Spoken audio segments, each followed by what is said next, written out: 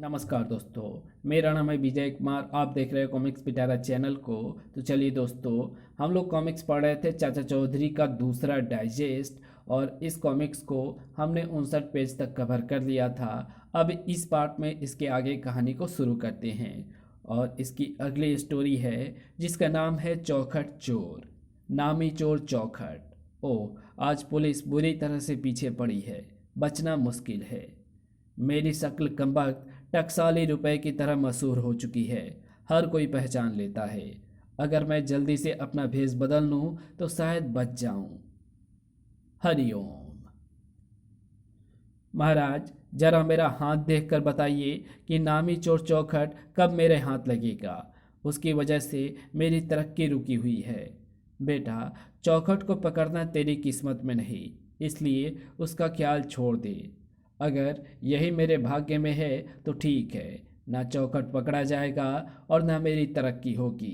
ये लीजिए दक्षिणा, 10 रुपये। ये तो बड़ा अच्छा धंधा है। हरिओम। बच्चा, अपनी किस्मत का हाल जान लो। बाबा जी, मुझे भविष्यवाणियों में एतबार नहीं। मैं अपनी किस्मत अपने हाथों से बनाता हूँ। अरे लंबू, तो ही अपना भविष्य पूछ ले। बाबा जी, मुझे जुकाम हो रहा है, मेरा आपके करीब आना मुनासिब नहीं। बच्चा, मेरा भाग्य बड़ा प्रबल है, इसलिए मुझे कुछ नहीं होगा। अपना हाथ इधर लाओ। आप नहीं मानते तो लीजिए, लेकिन हमारे ग्रह पर तो ज्योतिषी पैर की रेखाएं देखकर किस्मत का हाल बताते हैं। लेकिन जरा ठहरिए, मुझे छींक अछू। अरे, ये नकली मूछ तो अरे, ये दाढ़ी मूछ तो नकली है, लेकिन ये चौखट चोर असली है। चौखट, तू मेरे हाथ आ गया, अब मेरी तरक्की पक्की है। जो अपना भविष्य नहीं जानता वो दूसरों का भविष्य बताता फिर रहा है। तो चलिए इसकी अगली स्टोरी शुरू करते हैं, जिसका नाम है चोरों की रानी। चोरों की रानी जोखी। लबडब। हमारा भाई डाकू गोबर सिंह चाचा चौधरी से बड़ा परेशान है।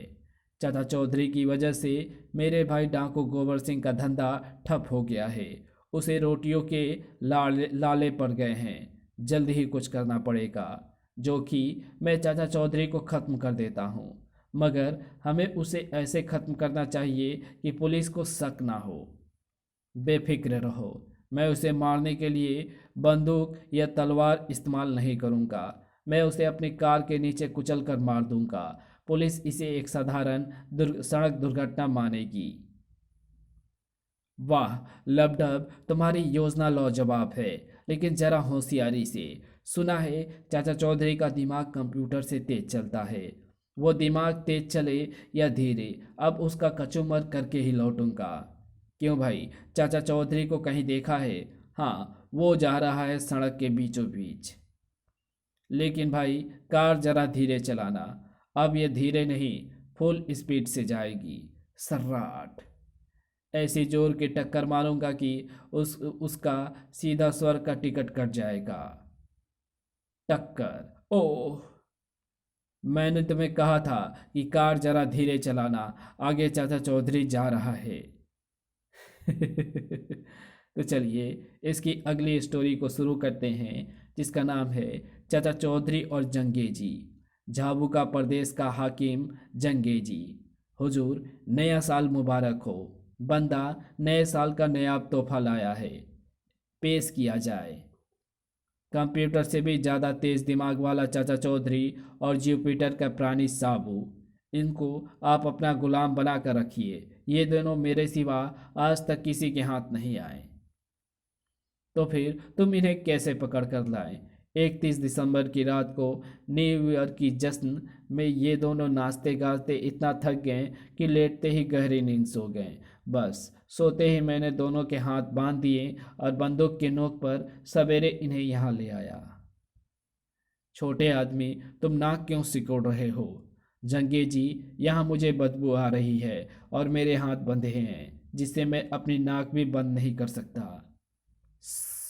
तुमने ऐसा कहकर मुसीबत को बुलाया है। यहाँ जो बदबू फैली है वो जंगेजी के जिस्म से आ रही है। वो आज तक कभी नहीं नहाया। जंगी जी, तुम आज नहा क्यों नहीं लेते? तुम्हारे बदन की सारी मैल धुल जाएगी। छोटे आदमी, तुमने मुझे नहाने के लिए कहा। जानते हो, जो ऐसा कहता है उसे सजा मिलती है। मारो इसे 100 कोड़े। जंगी जी, तुम्हारी ये हिम्मत! जब साबू को गुस्सा आता है तो ज्वालामुखी फटता है। चूहे, मैं अभी तुम्हें सबक सिखाता हूँ। ठहरो साबू, इन्हें मारना नहीं, जैसा मैं कहता हूँ वैसा करो। इन्हें इधर लाओ और जोर से फेंको। हमने नए साल की शुरुआत एक अच्छे काम से की है। जंगेजी को नहला दिया। तो चलिए इसकी अगली स्टोरी को शुरू करते हैं, जिसका नाम है धमाका सिंह का प्लान। धमाका सिंह, चाचा चौधरी को खत्म करने का क्या प्लान है? गोबर सिंह, इस फूल के नीचे जमीन में मैंने एक बम गाड़ दिया है, जो इस फूल को हाथ लगाते ही फट जाएगा। मैं चाचा चौधरी को बुला कर लाता हूँ और उसे ये फूल तोड़ने के लिए कहता हूँ। जो ही चाचा चौधरी फूल को तोड़ेगा, बम के विस्फोट में मारा जाएगा। वाह, लाजवाब! तुम यहाँ छिपकर तमाशा देखो, मैं उसे लाता हूँ। क्या चाची, क्या चाची जी के लिए चाय नहीं बनाई? चाची, क्या चाचा जी के लिए चाय नहीं बनाई? मैं उनके लिए अलग से बना रही हूँ। वे ज़रा कड़क चाय पीते हैं। चाचा जी, चलिए देखिए मेरे पौधे में क्या खूबसूरत फूल आया है। अच्छा, चलो, सचमुच मुझे फूल बहुत अच्छे लगते हैं। वो देखिए, वाह, सचमुच फूल सुंदर हैं। आप रुक क्यों गए? जाइए उस फूल को तोड़कर अपनी बास्केट में लगा लीजिए। धमाका सिंह, मैं कभी प्लास्टिक का फूल अपनी बास्केट में नहीं लगाता। ये असली होता तो लगा लेता। चाचा चौधरी का दिमाग कंप्यूटर से भी तेज चलता है। अच्छा, मैं चलता हूँ, मेरी चाय तैयार हो गई होगी। टाटा। धमाका सिंह, तूने सारा गुड़ गोबर कर दिया। ले जा इस प्लास्टिक के कचरे को। बड़ा गोबर सिंह, क्या तुम ठीक ठाक हो? तो चलिए इसकी अगली स्टोरी को शुरू करते हैं, जिसका नाम है चाचा चौधरी की दावत। भगवान, चाचा चौधरी और साबू को खाने पर दावत दी है। वे जिस घर जाते हैं उस घर का ज़रूर कुछ फ़ायदा होता है। क्या यही कि साबू उस घर का सारा राशन चट कर जाता है? लो, वे आ गए। साबू सिर संभाल कर, वाह, आलू की सब्जी लाजवाब बनी है। आहा, बादाम की खीर। झपटू खपटू दो चोर। खपटू, इस सेठ के घर में बहुत पैसा है। झपटू, क्यों पीटने की सोच रहा है? उस घर में मैंने चाचा चौधरी और साबू को घुसते देखा है। खपटू, सेठ की दौलत रखी है ऊपरी मंजिल पर, जबकि चाचा चौधरी और साबू गए हैं निचली मंजिल पर। हम चोरी कर लेंगे और किसी को खबर तक नहीं होगी। मकानों में बरसाती पाइप भी हम लोगों की सुविधा के लिए लगाए जाते हैं, ताकि हम ऊपरी मंजिल तक चढ़ सकें। ऊपरी मंजिल पर, आहा, देखा, सेठ की दौलत, हीरे जवाहरात और नकदी, अब यह सब अपने हैं। सेठ जी, ऊपरी मंजिल से कुछ खटपट की आवाज़ें आ रही हैं। चूहे उठापटक कर रहे होंगे। आप खाना खाइए, मगर मुझे दाल में कुछ काला नजर आ रहा है। साबू, एकदम से खड़े हो जाओ। चाचा चौधरी का दिमाग कंप्यूटर से तेज चलता है। कड़क। मर गए। ये दो चूहे ऊपर खटपट कर रहे थे। तो चलिए इसकी अगली स्टोरी को शुरू करते हैं, जिसका नाम है विज्ञापन गुब्बारा। रुल्दू, ये क्या लिए जा रहे हो? प्रोफेसर टपोर की, ये मेरी सुपर टॉफियों का विज्ञापन गुब्बारा है। जैसे वो विज्ञापन गुब्बारा है, वैसे ही मेरा गुब्बारा है। मैं इस गुब्बारे में गैस कंपनी से हाइड्रोजन गैस भरवाने ले जा रहा हूँ, ताकि ये मेरी इमारत पर उड़ सके। क्यों साहब, मेरे इस गुब्बारे में गैस भरने का क्या लोगे? सिर्फ 100 रुपया। 100 रुपया बहुत ज़्यादा है। हमारा यही रेट है। रुल्दू, अगर तुम साबू के पास जाओ तो वो इस गुब्बारे में मुफ्त में हवा भर देगा। लेकिन प्रोफेसर, उससे ये गुब्बारा उड़ तो नहीं सकेगा। उड़ सकेगा। गुब्बारा गैस से नहीं, गर्म हवा से भी उड़ाया जा सकता है। आदमी के अंदर से जो सांस निकलती है वो गर्म होती है। साबू तो जुपिटर का रहने वाला है, उसकी सांस तो और भी ज़्यादा गर्म होगी। ये अच्छा आइडिया है, मैं अभी साबू के पास जाता हूँ। चाचा जी, जरा साबू से कहिए कि मेरे विज्ञापन गुब्बारे में अपनी गर्म सांस भर दे। अरे रुल्दू, कहीं ये हवा तुझे महंगी ना पड़े। नहीं, कंपनी वाले गैस भरने का 100 रुपया मांग रहे हैं। साबू, बस अब जल्दी से हवा भर दो। वाह, थोड़ी हवा और भरो साबू। सुपर टाफियाँ। बड़ाम, सचमुच ये हवा महंगी पड़ी। तो चलिए इसकी अगली स्टोरी को शुरू करते हैं, जिसका नाम है मार्शल वाल्टर। मार्शल वाल्टर, तुम लोग यहीं रुकना मांगता है। हमारा 3 तक गिनती पूरा होते ही तोप को दाग देना। मिस्टर चाचा चौधरी, आज हम फैसला करने आया है। तुमको आज हमारा बोट पॉलिश करना होगा, नहीं तो हम उस लॉर्ड क्लाइव की तोप से तुम्हारी खोपड़ी उड़ा देगा। मार्शल वाल्टर को अपना जवाब दो। मार्शल टमाटर, मेरा मतलब है मार्शल वाल्टर, तुम्हारा तोप चलने से पहले ही हम कॉर्क लगाकर उसका मुंह बंद कर देंगे। तुम झूठ बोलता है, कॉर्क बोतल का होता है, तोप का नहीं। मार्शल वाल्टर, ये सब तुम्हें साबू समझा देगा, हमें अखबार पढ़ने दो। चाचा चौधरी का दिमाग कंप्यूटर से तेज चलता है। साबू बोलो, कहीं तोप का भी कॉर्क होता है? आ अरे यार, क्या फालतू की बातों में पड़े हो? मुझे सॉफ्टी खाने दो। तोप का कर्क हो या ना हो, क्या फर्क पड़ता है? ये सब तुम लोग बहानेबाजी करता है, लेकिन आज दोनों बच नहीं सकता। हम 3 तक गिनता है। अगर तुमने तब तक हमारा जूता पॉलिश शुरू नहीं किया तो हमारा साथी लोग लॉर्ड क्लाइव का तोप से तुम्हारा खोपड़ी उड़ा देगा। 1 2 तड़ाक। धप। मार्शल, देखा, तोप का कर्क। तो चलिए इसकी अगली स्टोरी शुरू करते हैं, जिसका नाम है दिवाली के दिन अंतरिक्ष में। दिवाली वाले दिन चाचा चौधरी इत्मीनान से मिठाई खा रहे थे। अरे चौधरी, साबू कहाँ है? आज मैं मुकाबले के लिए आया हूँ। आपकी तारीफ। मुझे भटिंडा राम आतिशबाज कहते हैं। भाई, बटेरबाज और कबूतरबाज तो बहुत सुने थे, पर ये आतिशबाज क्या बला है? लीजिए मिठाई खाइए। नहीं, रहने दो।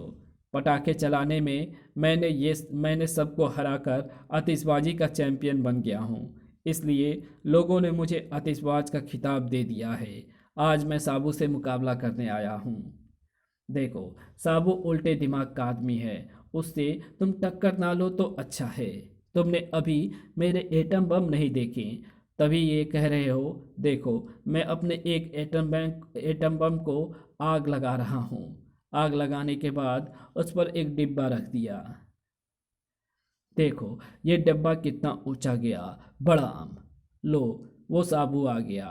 चाचा जी, सारे बाजार में मेरी साइज की आतिशबाजी नहीं मिली, इसलिए मैंने खुद ही कुछ बम पटाखे बनाए हैं। साबू, आज दिवाली है, पटाखों का मुकाबला करेगा? हो जाए। एटम बम को आग लगाकर उस पर डब्बा रखना है, जिसका डब्बा ज़्यादा ऊपर जाएगा वही जीता। ठीक है। लो, पहले मैं अपने बम को आग लगाता हूँ। ऊपर डब्बा भी रख दिया। बड़ाम। मेरे पटाखे के ऊपर डब्बा आएगा नहीं, इसलिए अगर मैं उस पर यह तारकोल का खाली ड्रम रखूं तो कोई एतराज़ तो नहीं?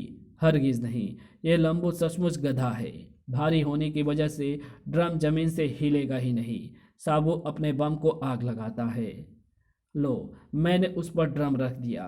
टाएं टाएं फिस, तुम्हारा पटाखा चला ही नहीं। हुर्रे, मैं जीत गया, मैं जीत। धड़ाम। जब वो इतनी ऊंचाई से गिरेगा तो उसकी हड्डियों का सूरमा बन जाएगा। वो नीचे नहीं गिरेगा, क्योंकि वो अंतरिक्ष में जाकर पृथ्वी के चक्कर लगा रहा है। बाप रे, ये पटाखा ये पटाखा था या हाइड्रोजन बम? साबू के बम पटाखे से भटिंडा राम अंतरिक्ष में जाकर पृथ्वी के चक्कर काटने लगा।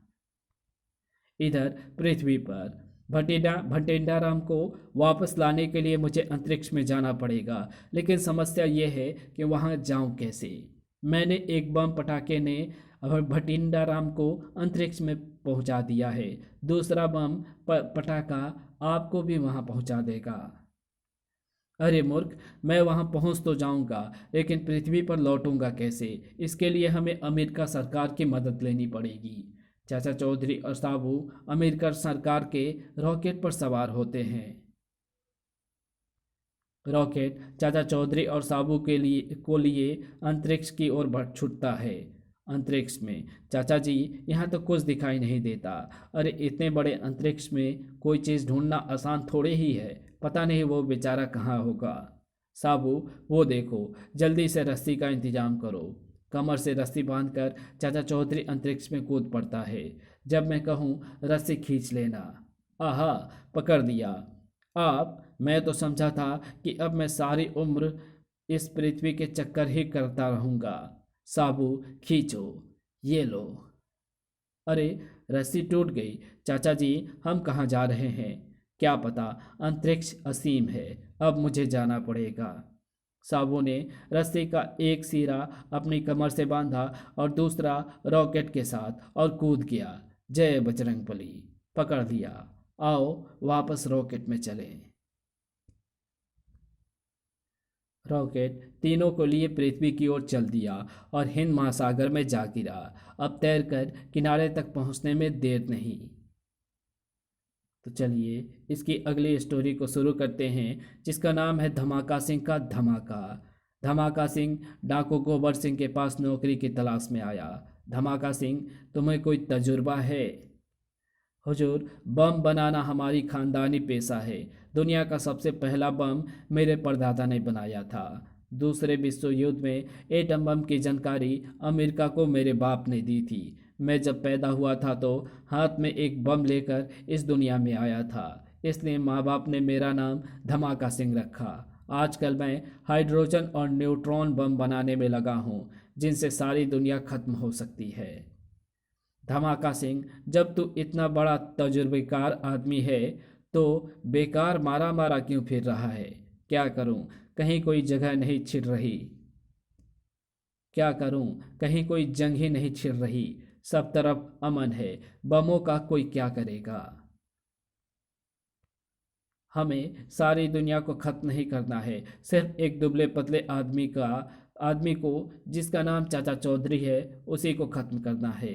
ये तो मेरे बाएं हाथ का खेल है। उसके लिए एक बम मेरे थैले में मौजूद है। झनको, जा पता लगा चाचा चौधरी कब घर से बाहर निकलता है।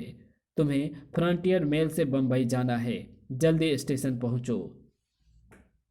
गाड़ी आने में 1 घंटा बाकी है। आराम से चले जाएंगे। धमाका सिंह, चाचा चौधरी अभी रेलवे स्टेशन को जाने वाला है।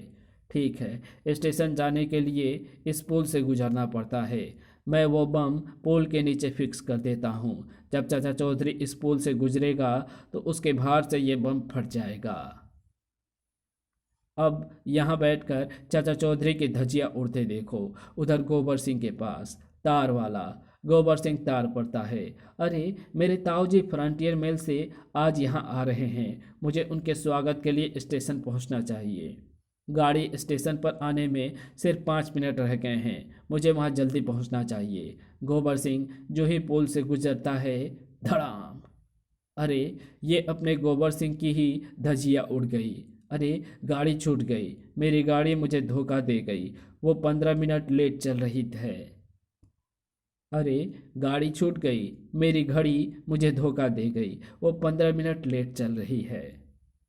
तो चलिए इसकी अगली स्टोरी को शुरू करते हैं, जिसका नाम है अंडे और डंडे। कहो काश्मीरी लाल, क्या हाल है? आपकी दुआ है चाचा जी। कहिए, हमारी चाची कैसी है? बस खा खा कर फुटबॉल हुए जा रही है। देखो माशाल्लाह क्या सेहत पाई है। क्यों नज़र लगा रहे हो मुझे? आजकल तो डॉक्टर की हिदायत पर सब कुछ छोड़ रखा है मैंने। दिन भर में सिर्फ 8-10 आलू के पराठे, आधा किलो मक्खन, 2 दर्जन केले और 15-20 लड्डू और कुल 5 कुल्फियाँ खा लेती हूँ। खैर कश्मीरी लाल, बताओ कैसे आना हुआ? अरे चाचा जी, बिना कोई समस्या के आना है क्या आपके पास? जरा इधर आओ। कश्मीरी लाल अपनी कार की डिग्गी खोलता है। शहर के बाहर मैं अपनी मुर्गियों के फार्म से अंडे लाता हूँ। रास्ते में दो बदमाश सड़क को बड़े बड़े पाइपों से रोक देते हैं और जब तक वे मुझसे 200-300 अंडे बतौर गुजरना नहीं ले लेते तो रास्ता नहीं छोड़ते। अरे भाई, हमने नजराना, हर्जाना और जुर्माना तो सुने थे, ये गुजरना क्या भला है? वे कहते हैं कि तुम हमारी सड़क से गुजरते हो, इसलिए ये गुजराना देना पड़ेगा। सड़कें तो सरकार की है। जरा अपना कान इधर लाओ, जैसा मैं कहता हूँ वैसा करना। दूसरे दिन कश्मीरी लाल की कार फिर फॉर्म से शहर की ओर चल पड़ी। थोड़ी दूर जाने पर रोको, गुजराना 300 अंडे लाए हो, डिक्की में रखे हैं, ले लो। इस बार तो सीधे से ही मान गया। जल्दी से डिक्की खोलो। कुकड़ुकू। ओह, ये क्या? तभी ताड़। बस करो, आपने तो मार मार कर हमारा आमलेट बना दिया। तो चलिए इसकी अगली स्टोरी को शुरू करते हैं, जिसका नाम है दांत का दर्द। एक दिन साबू रोता हुआ घर आया। अरे क्यों भाई साबू, रो क्यों रहा है? क्या किसी ने मारा है? नहीं, मेरा दांत दर्द कर रहा है। चला, तुझे दांतों के डॉक्टर के पास ले चलूं। दांतों का डॉक्टर साबू के मुंह का परीक्षण करता है। ये दातुन नहीं करता, इसलिए इसका दांत दर्द कर रहा है। अगर ये हर रोज दातुन करे तो कभी दांत का दर्द नहीं होगा। चला साबू, तुझे अपने खेत से एक दातुन तोड़ कर दूं। ये लो दातुन। चाचा जी, क्यों मजाक करते हो मेरे साथ? इतनी छोटी सी दातुन मेरे किस काम की? मैं तो अपने दातुन के लिए ये पूरा पेड़ उखाड़ूंगा। साबू पूरे पेड़ की दातुन बनाता है। वाह, अब मैं हर रोज एक पेड़ उखाड़ूंगा और दातुन करूंगा। बाप रे, इतने सारे वृक्ष हम कहाँ से लाएंगे? हमारी खेत में एक वृक्ष यही था जो कि साबू ने इसको उखाड़ लिया। हमारे शहर के बाहर भारी जंगल जो है, वृक्ष, वो सभी भूमि सरकारी है। वहाँ से वृक्ष उखाड़ेगा तो पुलिस पकड़कर मुझे जेल में डाल देगी। मुझे सोचने दो, कोई ना कोई तरकीब सोच ही लूँगा। वहाँ से करीब 2 व्यक्तियों में बहस छिड़ी थी। मैं 1 लाख से कम नहीं लूँगा। इतना पैसा हमारे बजट में नहीं है ठेकेदार साहब, जरा सोचो। हम इतना पैसा नहीं दे सकते। तो फिर मैं ये काम नहीं कर सकता, किसी दूसरे से करवा लो। हे भगवान, बड़ी मुसीबत में फंस गया हूँ, अब भला क्या करें? चाचा चौधरी उधर से गुजरता है। क्या मुसीबत है आपकी जनाब, जरा मुझे भी बताइए। दरअसल मैं डेवलपमेंट अथॉरिटी का ऑफिसर हूँ। हमारी योजना है कि इस जंगल को साफ कर यहाँ जनता के लिए मकान बनाए जाएं। ये ठेकेदार इन पेड़ों को साफ करने के लिए 1 लाख रुपए मांगता है, जो हमारे बजट में नहीं है। हो, आप किसी दूसरे ठेकेदार से सस्ते में काम करवा लो। शहर के सारे ठेकेदार यहाँ मौजूद हैं, सब मिलकर अपनी बात पर अड़ गए हैं और कोई भी 1 लाख से कम लेने को तैयार नहीं है। इन सब ने मिलकर सरकार को लूटने का षड्यंत्र रचा है। अगर मैं मुफ्त में ये सारे पेड़ उखड़वा कर जंगल साफ करवा दूं तो क्या आप ये सारे वृक्ष मुझे दे देंगे? मुझे मंजूर है। साबू, चलो, तुम्हारे दातुनों का इंतजाम हो गया है। जय बजरंगबली। और साबू एक एक कर सारे पेड़ों को उखाड़ने लगता है। 1 घंटे बाद, लीजिए साहब, सारा जंगल साफ है। मेरे दातुन भी 1 महीना तक खत्म नहीं होगी। तो चलिए इसकी अगली स्टोरी शुरू करते हैं, जिसका नाम है टिकटॉकी ब्लैक। लगता है ये फिल्म शहर में नहीं आई है। 450 टिकट दे दो भाई। चाचा जी, क्या मोहल्ले भर को सिनेमा दिखाना है? नहीं भाई, साबू भी आएगा मेरे साथ, उसके लिए स्पेशल जगह बनानी पड़ेगी। ठीक है, ये लो। कुछ देर बाद, चल भाई साबू, तेजी से, फिल्म शुरू होने वाली है। सवा वाला 10 में, सवा वाला 10 में। एक मुझे दे दो, मुझे भी एक, मुझे 2 टिकट, मुझे दो, मुझे 1 टिकट। बस 1 टिकट ही बचा है, जो सबसे ज़्यादा दाम लगाएगा उसी का। 20, 30, 40, 50। तभी एक हाथ ब्लैकी की तरफ बढ़ा। ब्लैक करता है? साबू, आज ब्लैक तुम्हारी वजह से शुरू हुई। 500 सीटों वाली हॉल में 450 तुम ही ले गए। अगर ये बात है तो मैं फिल्म नहीं देखूंगा। भाइयों, लो ये टिकटें। आहा, इतनी सारी टिकटें, लूट लो। वाह। चलो हम अपने एयर थिएटर में फिल्म देखें, ओपन एयर थिएटर। साबू, इधर जगह खाली है। अरे, फिल्म कहाँ गई? अरे, ये बीच में पहाड़ कैसे आ गया? ओ लंबू, एक तरफ हट जाओ, पैसे वापस करो। लो, मैं हट जाता हूँ। चल, दफा हो। ऐसा लंबा चौड़ा शरीर किस काम का कि मैं फिल्म भी नहीं देख सकता। तो चलिए इसकी अगली स्टोरी को शुरू करते हैं, जिसका नाम है ये दुनिया। अरे, तुम कई महीनों से घर में बैठे चरपाई तोड़ रहे हो, कहीं बाहर क्यों नहीं जाते? जाकर देखो कि दुनिया कितनी विचित्र है। अच्छा, जाकर देखता हूँ क्या दुनिया सचमुच विचित्र है। क्यों भाई मनसुख लाल, क्या हाल चाल है? कुछ मत पूछो, बहुत बुरे हाल हैं, चारों तरफ धोखा ही धोखा है। अरे ये क्या, तुमने एक पाँव में लाल और दूसरे में हरे रंग की जुराब पहन रखी है। अरे, अरे चाचा जी, इसी का तो रो रहा था। दुकानदार ने धोखा देकर मुझे ठग लिया है। कैसे? उफ, पता नहीं, दुकानदार ने बिल्कुल इसी डिजाइन के जुराबे के दो जोड़े मुझे बेचे हैं। कमाल है, लोग अपनी अक्ल को दोष नहीं देते और दूसरों की शिकायतें करते फिरते हैं। अरे, ये तो सेठ करोड़ी मन नजर आते हैं। अरे सेठ जी, इतने घबराए हुए कहाँ भागे जा रहे हो? अरे चाचा जी, बस बड़ी जल्दी में हूँ। आपका हजारों रुपए का बटुआ जो खो गया था वो मिला या नहीं? हाँ, वो मेरे नौकर कलवा को मिल गया था। और आपकी पत्नी का नौलखा हार जो गुम हो गया था, हाँ, वो भी मेरे नौकर कलवा को पड़ा हुआ मिल गया था। तो फिर अब क्या परेशानी है? उन चीज़ों के साथ अब मेरा नौकर कलवा कहीं खो गया है। सचमुच दुनिया बड़ी विचित्र है। तो चलिए इसकी अगली स्टोरी शुरू करते हैं, जिसका नाम है दुर्घटना टल गया। चाचा चौधरी के दादाजी एक बहुत बड़े जादूगर हैं। एक बार वो उनसे मिलने आए। आइए दादाजी, कैसे आना हुआ? अखबारों में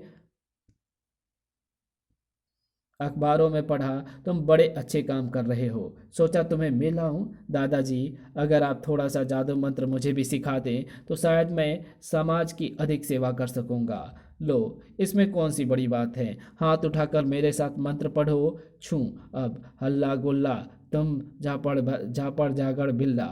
छू मंत्र, हल्ला गुल्ला, डूब जाए बागड़ बिल्ला। और अगले ही पल, अरे चाचा जी, आप इतने बड़े हो गए, ये सब मंत्र का कमाल है। अब दूसरा मंत्र बोलो। अंटी बंटी और संटी, सिर पर मारो मोटा कद्दू। अंटी बंटी और चद्दू, सिर पर मारो मोटा कद्दू। अरे चाचा जी किधर गायब हो गए? यहीं कहीं होगा। वो रहा। मंत्र पढ़ने से उसका शरीर तो इंसान का ही रहा, परंतु आत्मा एक पक्षी की हो गई, तभी वो उड़ रहा है। चाचा चौधरी मंत्र उल्टा कर नीचे उतरता है। सचमुच ये जादू तो बड़ा अच्छा है। अच्छा दादाजी, अब आप आराम करो, तब तक हम बाहर घूम आए रेलवे लाइन के पास। तभी अचानक, चाचा जी वो देखो, पुल पर आग लगने से रेल की पटरी टूट गई है। अरे, वो फ्रंटियर मेल इसी लाइन पर आ रही है। सैकड़ों लोगों की जान खतरे में है। जल्दी ही कुछ करना चाहिए। चाचा चौधरी हाथ उठाकर गाड़ी की ओर दौड़ता है। गाड़ी रोको। लेकिन गाड़ी कौन रोके? ड्राइवर और फायरमैन इंजन में बेखबर बैठे ताश खेल रहे थे। अरे, गाड़ी तो रुकती नजर नहीं आती। यदि वहीं पर जाकर ब्रेक ना लगाई तो गाड़ी जरूर पोल के नीचे गिर जाएगी। अब तो दादाजी के मंत्र का सहारा लेना पड़ेगा। चाचा चौधरी मंत्र पढ़ता है और उड़ता हुआ इंजन की तरफ लपकता है और इंजन के अंदर दाखिल होता है और पूरे जोर से इंजन की ब्रेक दबा देता है। अरे, तुम कौन हो? ये ब्रेक क्यों दबाई? ब्रेक लगाने से इंजन धीरे धीरे चलता हुआ ठीक पुल पर आकर रुक जाता है। वो देखो, आगे पटरी टूटी हुई है। आपने हमें बचा लिया, अब हम कभी ड्यूटी पर ताश नहीं खेलेंगे। तो चलिए इसकी अगली स्टोरी शुरू करते हैं, जिसका नाम है सर्कस। शहर के बाहर एक बड़ी सर्कस वालों ने टेंट गाड़ रखे हैं। मैनेजर के केबिन में, साहब जल्दी आओ, मैं आपको एक ऐसी अद्भुत चीज़ दिखाता हूँ जो आपने आज तक ना देखी हो। अच्छा चलो, मैदान में जहाँ साबू सोया हुआ है। देखो, इतना बड़ा आदमी, यदि हम इसे पकड़कर पिंजरे में बंद कर दें तो लोगों को दिखाकर लाखों कमा सकते हैं। ठीक कहते हो। सर्कस के सारे आदमियों को बुलाओ और एक बड़ा जाल फेंक कर इस विचित्र आदमी को पकड़ लो। सोए हुए साबू पर सबने जाल फेंक दिया। ओह, ये क्या! साबू को एक पिंजरे में बंद कर दिया गया। अब ये हमारी सर्कस का एक मुख्य आकर्षक होगा। उधर घर में मेरी खोपड़ी में खुजली हो रही है। इसका मतलब हमारे परिवार का कोई सदस्य मुसीबत में है। सिर्फ साबू ही यहाँ नहीं है, कहीं शहर के बाहर सर्कस वाले आए हुए हैं। ज़रूर उन्होंने उसे विचित्र चीज़ समझकर पकड़ लिया होगा। उधर ही चलते हैं। चाचा जी, वो देखो साबू। चुप! यहाँ पर साबू को छुड़ाने की कोशिश कर सकते हो तो यहाँ पर साबू को छुड़ाने की कोशिश करोगे तो सर्कस वाले हमें भी पिंजरे में बंद बंद कर देंगे। कोई दूसरा रास्ता सोचना चाहिए। वो क्या, सर्कस के सारे जानवर दूसरी तरफ हैं। हम चुपके से उन्हें खोल देते हैं, फिर देखना तमाशा। दीपू चुपके से जाकर हाथी को खोल देता है। उधर चाचा चौधरी दूसरे जानवरों को खोल देता है। जाओ, भागो! सारे जानवर खुल गए। पकड़ो! भागने ना पाए। पकड़ो! ज़्यादा दूर नहीं गए होंगे। पकड़ो! दीपू, सांकल खोल दो। मैदान खाली है। आओ साबू, घर चले। साहब, सारे जानवर पकड़ लिए। शाबाश! आओ अब उस विचित्र आदमी को देखें। अरे, कहाँ गया वो? तो चलिए इसकी अगली स्टोरी को शुरू करते हैं, जिसका नाम है नेता। चाचा जी, कुछ काम की बात सोचो। बेकार बैठे बैठे मैं तो बोर हो गया हूँ। मैं सोच रहा हूँ, क्यों ना मैं नेता बन जाऊँ। जगह जगह भाषण देंगे और खूब यश और सम्मान मिलेगा। बहुत खूब। जाओ दीपू, शहर भर में ढिंढोरा पिटवा दो कि आज शाम को परेड ग्राउंड में हमारे नेता चाचा चौधरी एक आम सभा में भाषण देंगे। ठीक है भाइयों और बहनों, आज शाम 6 बजे परेड ग्राउंड में एक भारी आम सभा होगी, जिसमें देश के मशहूर नेता चाचा चौधरी का भाषण होगा। आप सबसे अनुरोध है कि भारी संख्या में पहुंचकर सभा को सफल बनाएं और अपने प्यारे नेता का भाषण सुनकर लाभ उठाएं। शाम को, अरे दीपू, हमारी आम सभा में तो कोई आया ही नहीं। कम से कम एक आदमी तो तुम्हारा भाषण सुनने बैठा है। अरे, वो तो टेंट और माइक्रोफोन वाला बैठा है। ये सभा तो फेल हुई, पर अगली आम सभा मैं फिल्मी हीरोइन बुलबुल बानो को लाऊंगा। फिर देखो भीड़ कैसे उमड़ती है। मशहूर फिल्म हीरोइन बुलबुल बानो, कृपया थोड़ी देर के लिए हमारी आम सभा में पधारिएगा। ठीक है। दूसरी आम सभा में सारा शहर बुलबुल बानो को देखने उमड़ पड़ा। वाह, इस आम सभा में बुलबुल बानो आ रही है। अरे, क्या लाजवाब हीरोइन है।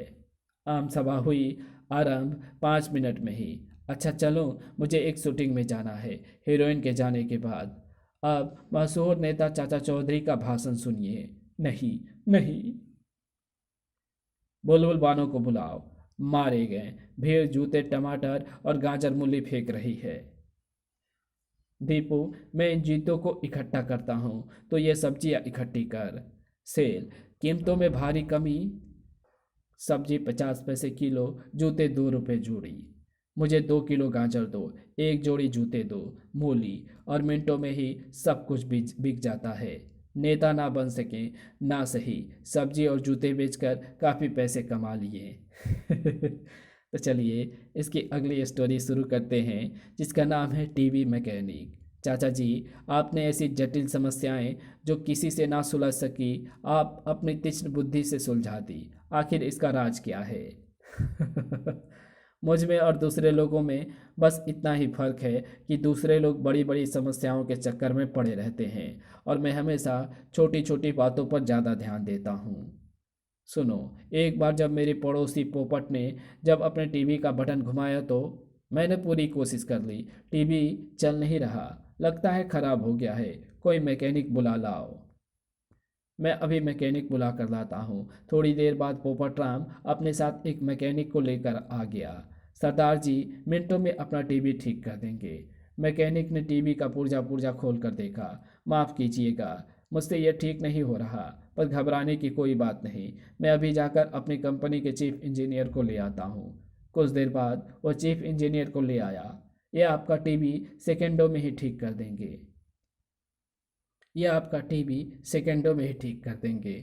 मैंने सब तरह से टेस्ट करके देख लिया, फिर भी मेरी समझ में कुछ नहीं आ रहा। यह मुझसे ठीक ना हो सकेगा, परंतु घबराइए मत। मैं अभी अपने एग्जीक्यूटिव इलेक्ट्रॉनिक्स इंजीनियर को लेकर आता हूँ। मैं एग्जीक्यूटिव इंजीनियर्स को लेकर आया हूँ। आप जर्मनी, जापान और अमेरिका से टीबी की उच्च शिक्षा पाकर लौटे हैं।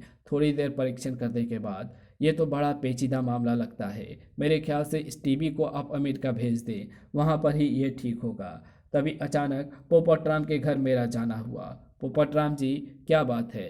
हमारा टीबी खराब हो गया है। बड़े से बड़े इंजीनियर की समझ में नहीं आ रहा। अचानक चाचा चौधरी प्लग निकालता है। टेलीविज़न पर चित्र कैसे आए? ये देखो, बिजली के प्लग में एक पिन ही गायब है। मैंने प्लग में दूसरा पिन कस दिया है। देखो अब चित्र आ रहा है या नहीं? इसी के साथ चाचा चौधरी की ये डाइजेस्ट यहीं समाप्त होती है। तो आपको ये वीडियो कैसी लगी? अगर आपको ये वीडियो पसंद आई हो तो इस वीडियो को लाइक, शेयर, कमेंट ज़रूर कर देना। चैनल पर नए हो तो चैनल को सब्सक्राइब कर ऑल नोटिफिकेशन को सिलेक्ट ज़रूर कर लेना। तो मिलते हैं आपसे किसी और नई वीडियो में, तब तक के लिए बाय।